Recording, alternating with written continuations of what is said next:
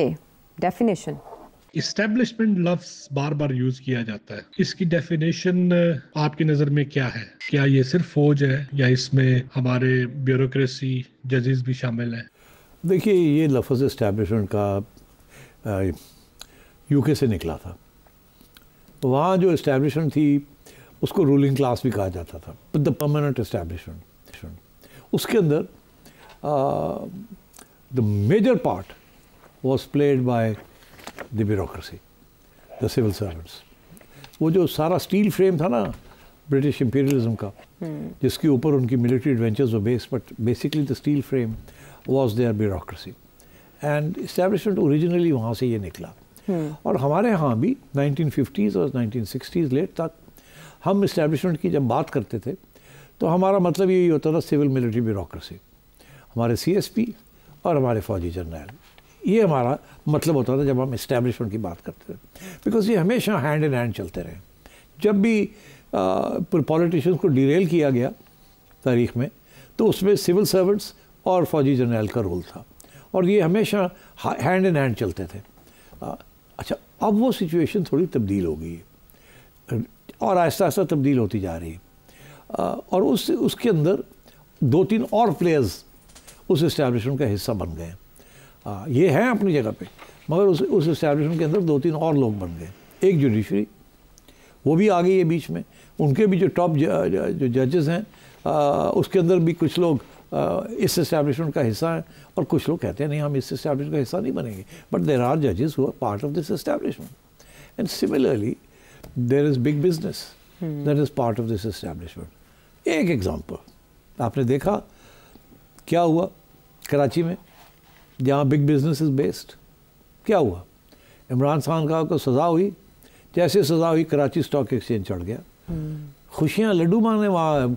और ये वो लोग हैं जो कि उनमें से बहुत से लोग हैं जिन्होंने खुफिया तौर के PTI को सपोर्ट भी किया है, और इमरान खान को डोनेशंस भी दी हैं, वेदर फॉर द हॉस्पिटल और वेदर फॉर दिस ट्रस्ट और वेदर फॉर द पार्टी।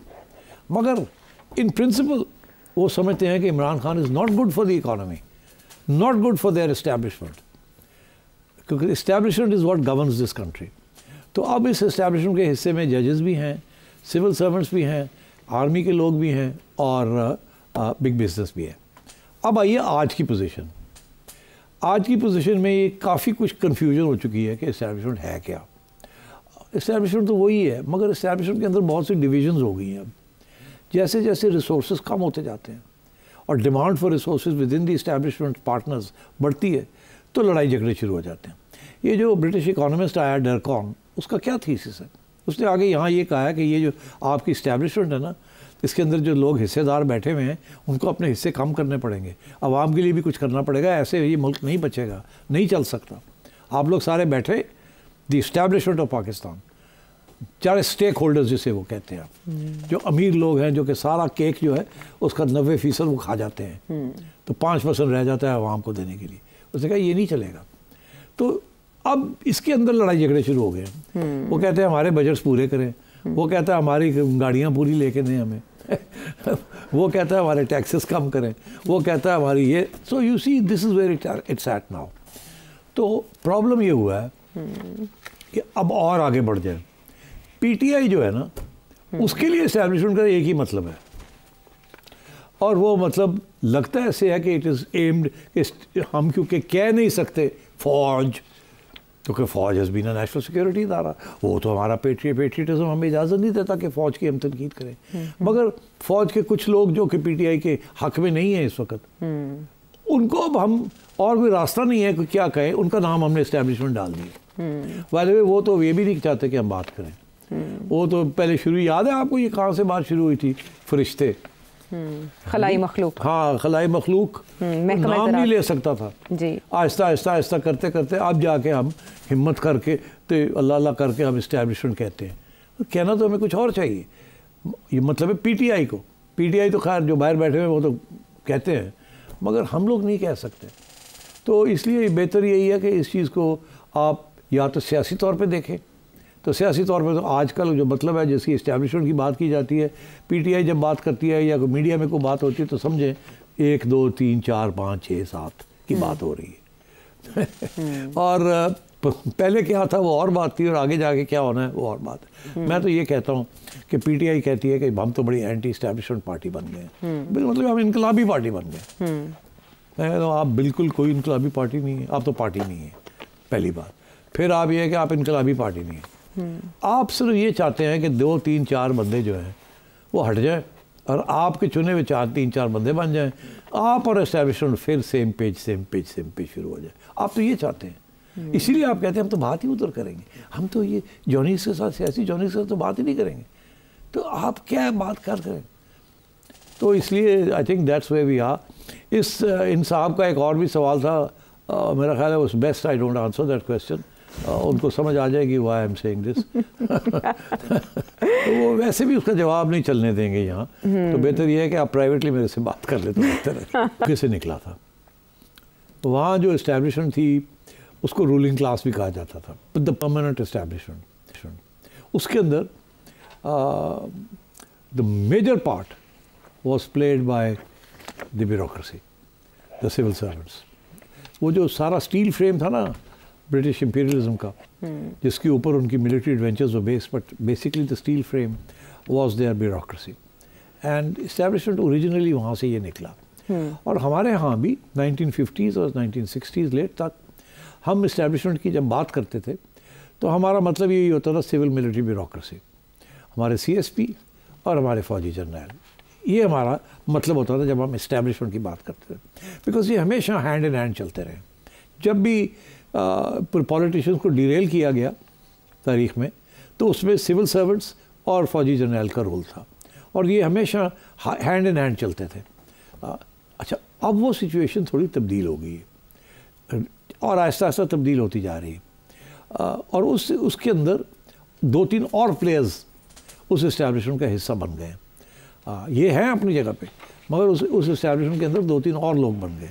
एक जुडिशरी, वो भी आ गई है बीच में, उनके भी जो टॉप जो जजेस हैं उसके अंदर भी कुछ लोग इस इस्टेब्लिशमेंट का हिस्सा हैं, और कुछ लोग कहते हैं नहीं हम इस इस्टेब्लिशमेंट का हिस्सा नहीं बनेंगे, बट देर आर जजेस who are part of this establishment. And similarly there is big business that is part of this establishment. एक एग्जांपल आपने देखा क्या हुआ कराची में, जहाँ बिग बिजनेस इज़ बेस्ड। क्या हुआ? इमरान खान को सज़ा हुई, जैसे सज़ा हुई कराची स्टॉक एक्सचेंज चढ़ गया, खुशियाँ लड्डू मांगने वहाँ। और ये वो लोग हैं जो कि उनमें से बहुत से लोग हैं जिन्होंने खुफिया तौर के PTI को सपोर्ट भी किया है और इमरान खान को डोनेशंस भी दी हैं, वेदर फॉर द हॉस्पिटल और वेदर फॉर दिस ट्रस्ट और वेदर फॉर द पार्टी। मगर इन प्रिंसिपल वो समझते हैं कि Imran Khan is not good for the economy, not good for their establishment, क्योंकि establishment is what governs this country. तो अब इस इस्टेब्लिशमेंट के हिस्से में जजेस भी हैं, सिविल सर्वेंट्स भी हैं, आर्मी के लोग भी हैं, और बिग बिजनेस भी है। अब आइए आज की पोजीशन। आज की पोजीशन में ये काफ़ी कुछ कन्फ्यूजन हो चुकी है कि इस्टेब्लिशमेंट है क्या। इस्टेब्लिशमेंट तो वही है, मगर इस्टेब्लिशमेंट के अंदर बहुत सी डिविजन्स हो गई हैं। अब जैसे जैसे रिसोर्सेज कम होते जाते हैं और demand for resources with in the establishment partners बढ़ती है, तो लड़ाई झगड़े शुरू हो जाते हैं। ये जो ब्रिटिश इकोनॉमिस्ट आया डरकॉन, उसका क्या थीसिस है? उसने आगे यहाँ ये कहा है कि ये जो आपकी इस्टेब्लिशमेंट है ना, इसके अंदर जो लोग हिस्सेदार बैठे हुए हैं उनको अपने हिस्से कम करने पड़ेंगे, आवाम के लिए भी कुछ करना पड़ेगा, ऐसे ये मुल्क नहीं बचेगा, नहीं चल सकता। आप लोग सारे बैठे, द इस्टेब्लिशमेंट ऑफ पाकिस्तान, चार स्टेक होल्डर्स जिसे वो कहते हैं, जो अमीर लोग हैं, जो कि सारा केक जो है उसका 90% वो खा जाते हैं, तो 5% रह जाता है आवाम को देने के लिए। उसने कहा ये नहीं चलेगा। तो अब इसके अंदर लड़ाई झगड़े शुरू हो गए। वो कहते हैं हमारे बजट्स पूरे करें, वो कहता है हमारी गाड़ियाँ पूरी लेके दें हमें वो कहता है हमारे टैक्सेस कम करें, वो कहता है हमारी ये। So you see this is where it's at now. तो प्रॉब्लम ये हुआ है कि अब और आगे बढ़ जाए। PTI जो है ना, उसके लिए एस्टैब्लिशमेंट का एक ही मतलब है, और वो मतलब लगता है ऐसे है कि इट इज़ एम्ड, हम क्योंकि कह नहीं सकते फौज, क्योंकि फ़ौज हैज़ बीन नेशनल सिक्योरिटी इदारा, वो तो हमारा पेट्रियटिज्म हमें इजाज़त नहीं देता कि फ़ौज की हम तनकीद करें। मगर फ़ौज के कुछ लोग जो कि PTI के हक़ में नहीं है इस वक्त, उनको अब हम और कोई रास्ता नहीं है कि क्या कहें, उनका नाम हमने इस्टेब्लिशमेंट डाल दिया। वाले वो तो ये भी नहीं चाहते कि हम बात करें। वो तो पहले शुरू, याद है आपको ये कहाँ से बात शुरू हुई थी? फरिश्ते, खलाई मखलूक। हाँ, खलाई मखलूक नाम नहीं ले सकता था जी। आहिस्ता आहिस्ता आहिस्ता करते करते अब जाके हम हिम्मत करके तो अल्लाह अल्लाह करके हम इस्टेब्लिशमेंट कहते हैं। तो कहना तो हमें कुछ और चाहिए। ये मतलब है पीटीआई को, पीटीआई तो खैर जो बाहर बैठे हुए वो तो कहते हैं, मगर हम लोग नहीं कह सकते। तो इसलिए बेहतर यही है कि इस चीज़ को आप या तो सियासी तौर पे देखें, तो सियासी तौर पे तो आजकल जो मतलब है जिसकी इस्टेब्लिशमेंट की बात की जाती है, पीटीआई जब बात करती है या मीडिया में कोई बात होती है तो समझें 1 2 3 4 5 6 7 की बात हो रही है। और पहले क्या था वो और बात थी, और आगे जाके क्या होना है वो और बात है। मैं तो ये कहता हूँ कि पीटीआई कहती है कि हम तो बड़ी एंटी इस्टेब्लिशमेंट पार्टी बन गए हैं, मतलब हम इनकलाबी पार्टी बन गए। तो आप बिल्कुल कोई इनकलाबी पार्टी नहीं है, आप तो पार्टी नहीं है पहली बात। फिर आप ये है कि आप इनकलाबी पार्टी नहीं है, आप सिर्फ ये चाहते हैं कि 2 3 4 बंदे जो हैं वो हट जाएं और आपके चुने हुए 4 3 4 बंदे बन जाएं, आप और एस्टेब्लिशमेंट फिर सेम पेज शुरू हो जाए। आप तो ये चाहते हैं, इसीलिए आप कहते हैं हम तो बात ही उधर करेंगे, हम तो ये जॉनीस के साथ, सियासी जॉनीस के साथ तो बात ही नहीं करेंगे। तो आप क्या बात कर करें?